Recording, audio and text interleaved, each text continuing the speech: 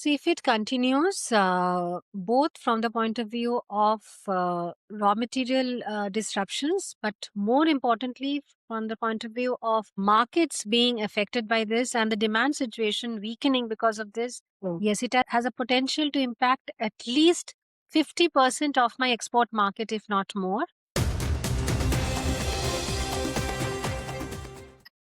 Hello and welcome to Macro Decode. The Iran war is heavily impacting the textile industry in multiple ways. Exports are struck, import of man-made fiber is a concern, and the availability of labor in textile mills is a major worry. To elaborate on the topic, we have with us Chandrima Chatterjee, Secretary General of Confederation of Indian Textile Industry. Hi Chandrima, welcome to the show. Hi, thank you. So let's just start with exports. Textiles are among the key goods exported to West Asia. How much does the region account for our total exports?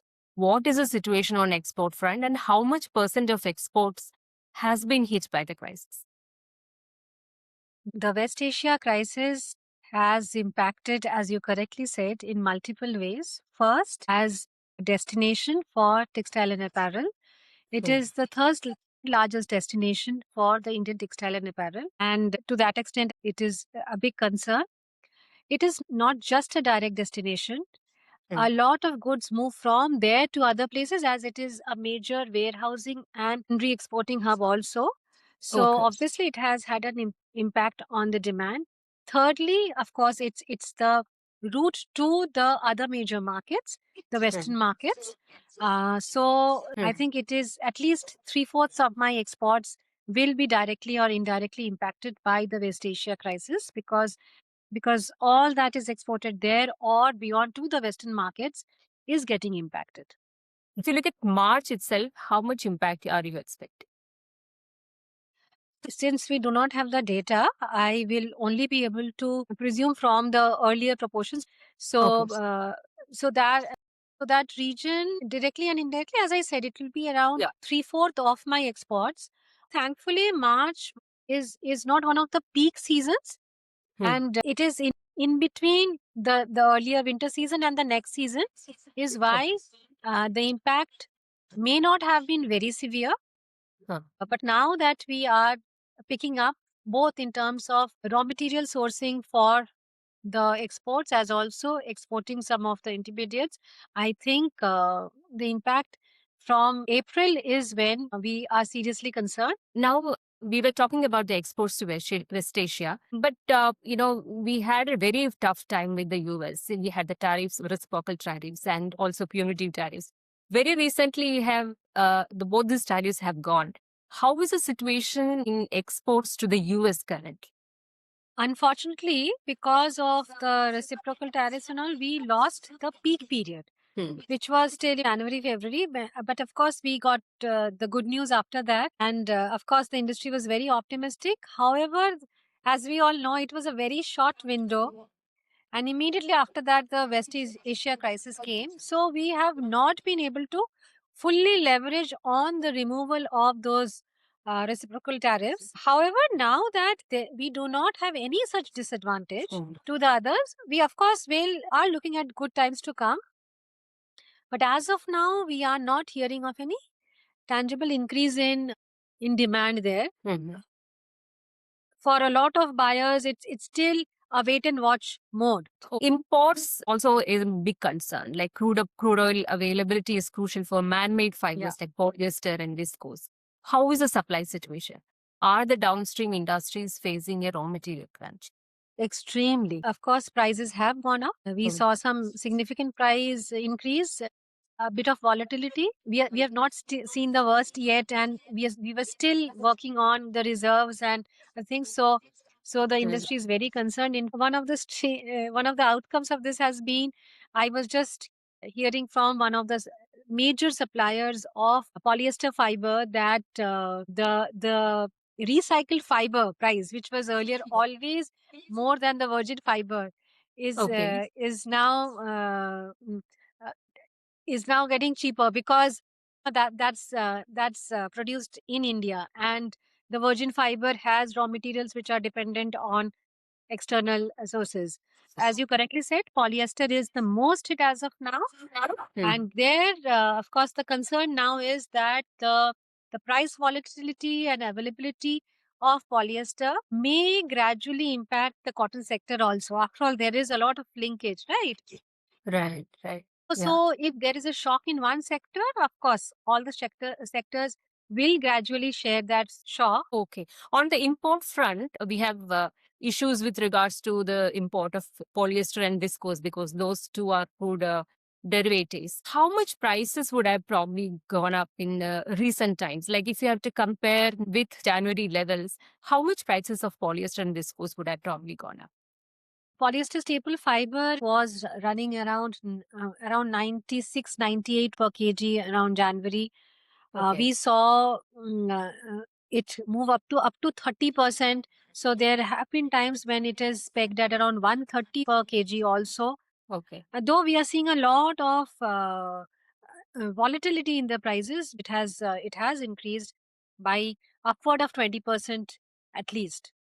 So, of our total consumption of MMF, how much do we import and from which countries? Are there source markets where we can start procuring or procure more to plug the supply gap? Yeah, I think this question is sector agnostic today, of course, because our main dependence in the textile value chain is at the pet level. For the shifting of sources for this doesn't happen overnight. It takes some time. And it is not just source shifting, it is a global price fluctuation that invariably is going to impact wherever you're sourcing from. So, from that point of view, this sector in India and everywhere else is surely going to get impacted. And it's not just polyester, we are talking also of problem with the packaging material. There are 3-4 critical inputs in the textile value chain which is getting impacted by this. Okay. So, whichever is the source, the price volatility is something that I think is going to be there because it's a global crisis we are part of today. Currently, from which all countries are we importing polyester and viscose? For polyester and viscose, the major supplying countries are China. For some, it is Indonesia and largely the ASEAN region. And of course, for a few, it is Oman and the Western region. At the fiber stage, we have the two largest producers of both polyester and viscose in India. It is basically the raw material for which there is some dependence on the imports. Okay, right. So what about the availability of labor in textile? Miss, I have been hearing about labor being not available because we have an LPG crisis also going on. Absolutely. Especially like hubs like Tirupur and Surat. Can you tell me what are you hearing from the industry? Where there is migrant labor, there is a concern that we are hearing, and structurally, most of the labor do not have a very organized infrastructure to support their stay there. In fact, which also raises the question of how to facilitate. Firstly, recognize that in many of these clusters, it is largely fed by migrant laborers, and hence safe and good accommodation facilities for them, which is more organized, is a need of the hour. This is one of those times we are realizing the importance of that. Yeah, we are hearing that the labor is going to be an issue, given that the conditions for living is becoming a little challenge given the crisis in the LPG. Okay. And soon, of course, the increasing cost of transport and other things also. We are hearing that because of this transport, fuel prices going up, LPG crisis, labor's not available. Many units are also closed in Tirupur and Surat. How much are you hearing this from the industry? See, it has been a little different from each places. It has been dependent on where the unit is placed and also the scale of operation. Because as of now, obviously, the way it is hitting the smaller units vis-a-vis how it's hitting the large, more organized units are different. Actual closures or this happening, we don't have too much of report on that, but we have just started with a survey on that because it's an important aspect to start monitoring, because obviously then some kind of policy support will be needed to address that also in the days to come if this crisis continues. Okay. Overall, what could be the impact of the war on the textile industry and exports? As you just mentioned that you are getting into study of this, whatever is happening in the industry. But at this point of time, will you be able to quantify the revenue loss? See, if it continues, both from the point of view of raw material disruptions, but more importantly, from the point of view of markets being affected by this and the demand situation weakening because of this, yes, it has a potential to impact at least 50% of my export market, if not more. Okay. However, we are still optimistic that the numbers would be less simply because we have far more resilience in terms of a value chain, and also because we have a good domestic market to give us some buffer. We have some alternate routes to give us some buffer, but all that depends on the period and the extent to which it impacts. The industry is extremely concerned. There's no doubt. The concern is also not just this, it is the currency uncertainty that's a concern. There are so many aspects that are coming up with each Right. possible day. But I think it is a time that also tells you where your opportunities are and where you should build on. So our focus on building internal capacities through the various policies and schemes that have been there in the last few years, I think, has been in the right direction. And as we can see, the lesser the dependence, it'll be better. And then also, it's a time for sharpening our competitiveness, because with the kind of uncertainties which are going to impact even purchasing power of our buyers, it is going to be a far more cost conscious and competitive market that we are going to face in the coming days. That's right. So when inflation hits, it hits everything, including textiles, and that would probably have a major impact on the consumption, not just in domestic market, but the export markets as well, as you rightly pointed out. So things are, Absolutely. yeah. So And if what you can the have go? seen the Yeah. consumption trends in the last few years, usually also we have been seeing a little shrinking of the textile market, because other FMCG goods like mobiles have taken a larger chunk of the FMCG, and which is why the global consumption of textiles have been slightly shrinking each year, which anyway has been making the competitiveness space sharper each year. But this is going to, of course, put in far more challenges to that. Are you hearing anything from your our competitors, including Bangladesh or Vietnam or Philippines? Are they doing something for their textile industry to make them more resilient at this tough times?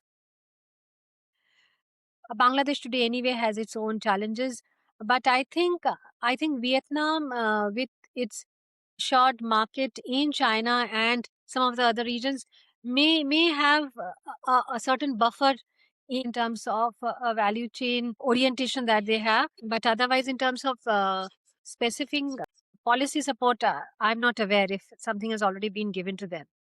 Okay, in that, Largely because I think the whole problem is so external. There is so little control any of these producing countries have on it as of now. But exactly. for internalizing as much of the cost shocks as they can, and of course, as much of procedural and supply chain facilitation that the governments can do. And to that extent, India is doing. We have seen a lot of credit measures, import flexibility measures. I think all countries will be looking inward for enhancing their cost competitiveness.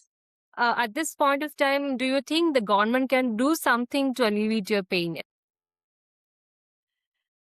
Money saved is also money earned. To that extent, whatever procedural simplifications, import relaxations for reducing the cost of import, because that has a currency inflation aspect to it also, these can be done. The other is the FTAs with the markets like the EU and UK. These can be some very tangible ways of helping the industry retain some of the market share. Right. Cool. That was Ms. Chandrima Chatterjee talking to us about the textile industry, its exports, imports, as well as the labor availability hit by the Iran war. Thank you for talking to me. And thank you, Thank you. for joining me.